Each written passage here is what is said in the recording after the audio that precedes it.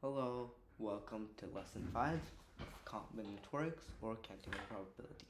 Today, we'll be working on combinations.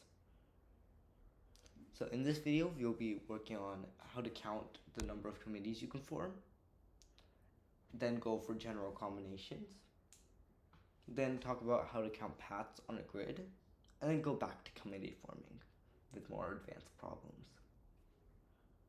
So let's start with our first problem. As always, pause the video, try to solve it yourself, and if you can't or you've solved it, then check the solution with me. Problem 4.1. In how many ways can a president and a vice president be chosen from a group of 4 people, assuming the president and vice president cannot be the same person? So for part A, we can write, how many ways can the president be chosen? Well, there's 4 different people for president and 3 different people for the vice president. So our answer is 12.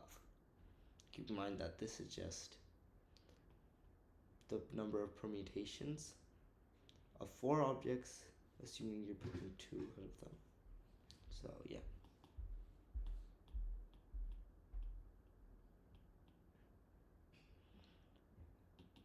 But now let's see what we can do to. Let's answer part B.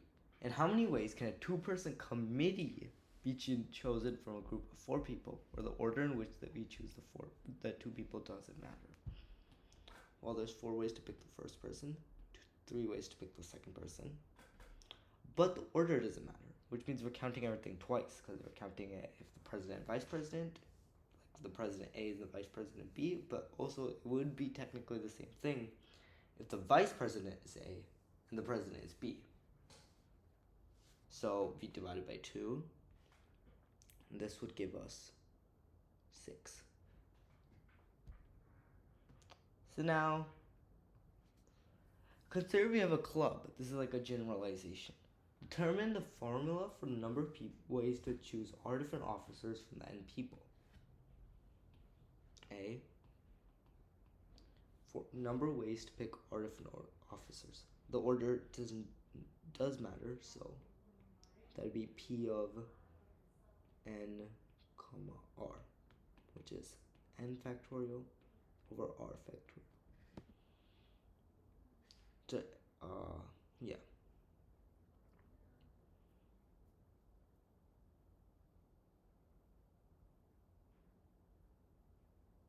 To N minus R factorial.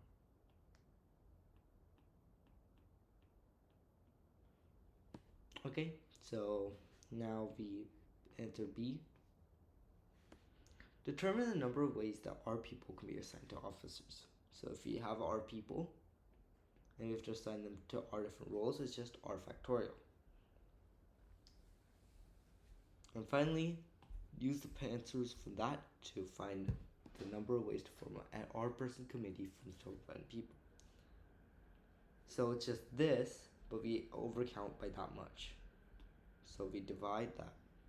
So N factorial over R factorial, N minus R factorial. And this occurs because the number of ways you can pick R different officers times the number of ways you can form a committee is equal to the number of ways you can get,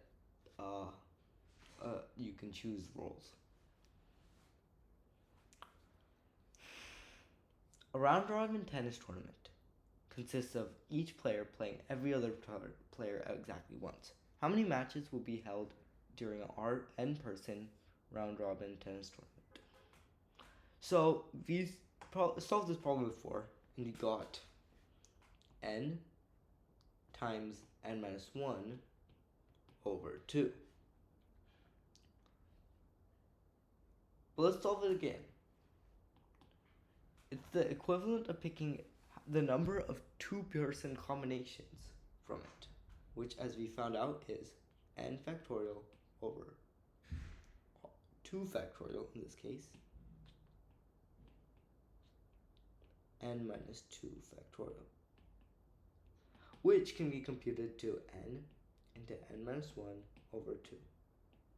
So now this formula of n factorial over n minus r, sorry, not that one. This formula of n factorial over r factorial n minus r factorial occurs so much that we have a fancy way to call it. It's called combination. It's called n choose r. That's how you say it. And you write it in this way, where you have a big parentheses, you write n, r, whatever numbers you have, and then you close the parentheses. And this is equal to n factorial r divided by r factorial n minus r factorial. So now let's just compute the following factorials, just to have a hang of it. A 6 choose 2 is equal to 6 factorial over 2 factorial, 4 factorial, which is equal to 15.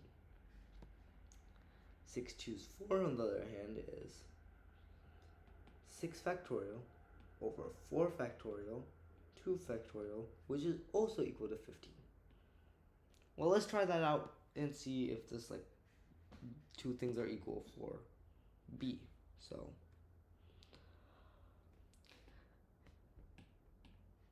8 choose 3 is equal to 8 factorial over 3 factorial, 5 factorial, which is equal to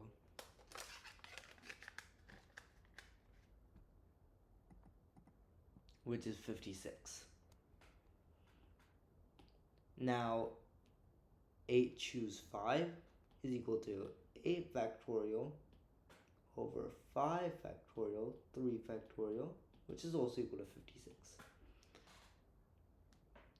So based on this, we can kind of create a general formula, and this is called an identity.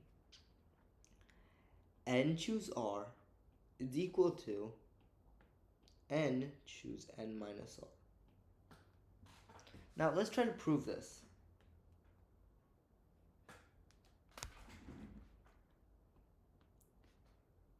N choose R is equal to N factorial over R factorial N minus R factorial. And N choose N minus R is equal to N factorial over N minus R factorial R factorial. So we can say, because these two are equal, that these two are equal.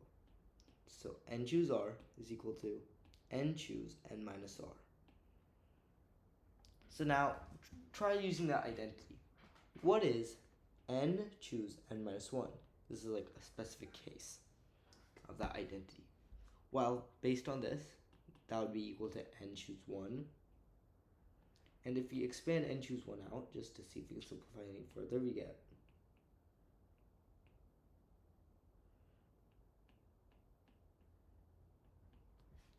which is 1 factorial is 1, so we can take that off, giving us,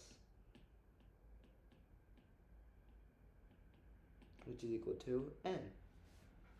So therefore, N choose N minus 1 is equal to N.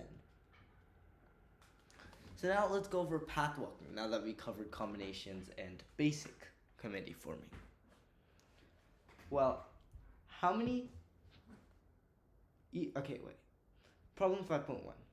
Each block on a grid shown in figure 5.1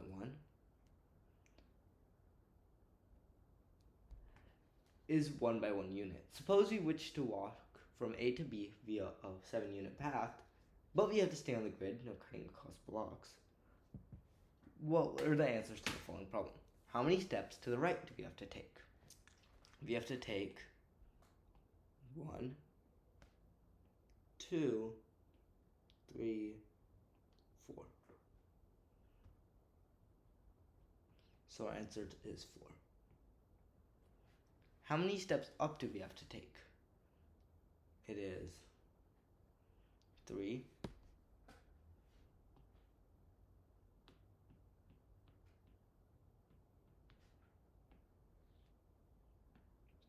So now, based on that, how many different paths are there? Well, this seems kind of hard. Like, how do we define what a different path is? So let's kind of like rechange this question. Instead of that, think of it like this.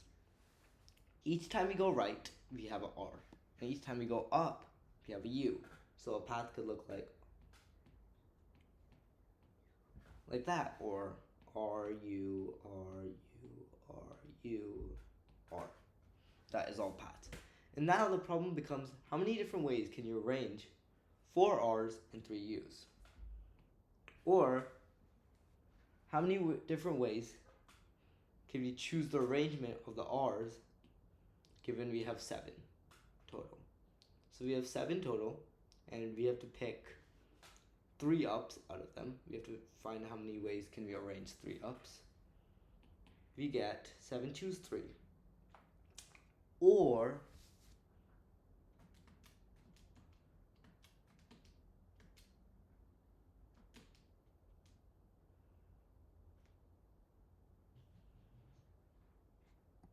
$35. So there are 35 different ways to go. Now, let's go to a slightly harder problem. Sorry if it's slightly hard to read. 5.2.3. Consider the grid in figure 5.5. How many 9-step paths are there from E to G? And how many of those paths pass through F? So, how many 9-step paths are there? Well, let's see. We have to go 5 blocks to the right,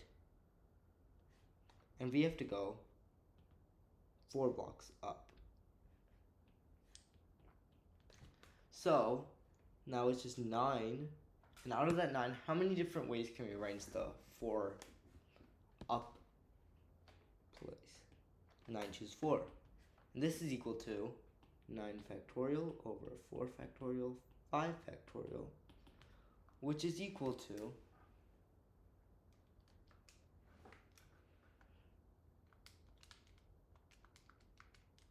126. But how many of those paths pass through F? Well, that sounds kind of weird. Like, how do we arrange it? But if you think of it like a grid,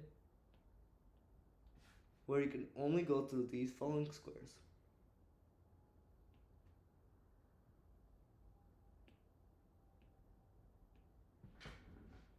And we have to go from E to F to G.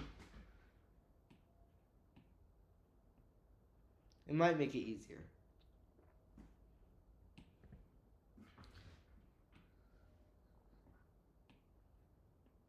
So, how many ways can we go from E to F?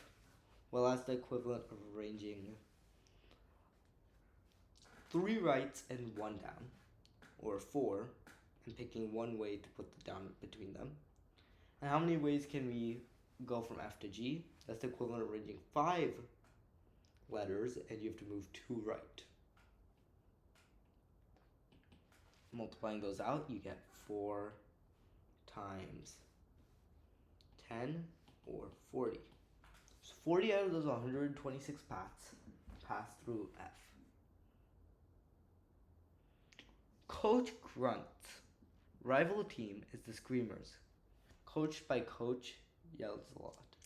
The Screamers have 12 players, but 2 of them, Bob and Yogi, refuse to play together.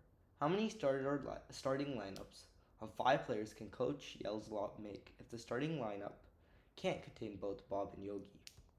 This is just an example of more complicated committee forming problems, but most of these can be broken down really easily. So we got the Screamers have 12 players. Okay? But 2 of them are Bob and Yogi. So let's try splitting them into cases. Either Bob is in the team, Yogi is in the team, or none of them are in the team.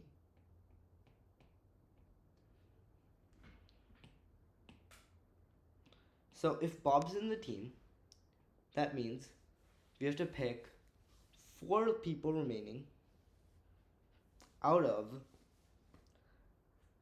the... We have to pick 4 people for the rest of the team out of the remaining 10 players. If Yogi's on the team, you get the similar scenario. And if none of them are on the team, we have to pick 5 people out of the 10 remaining. So our answer is just the sum of those cases.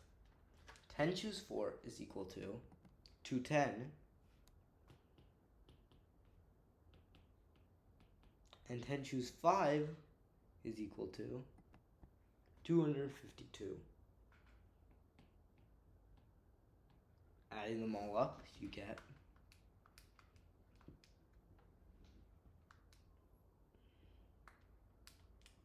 672,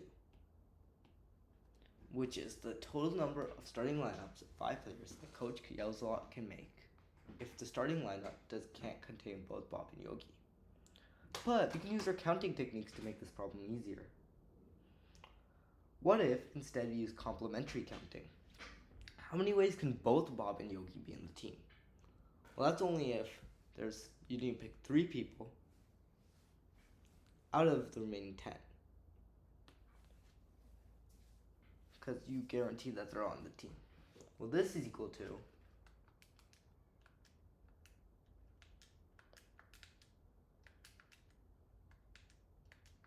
120.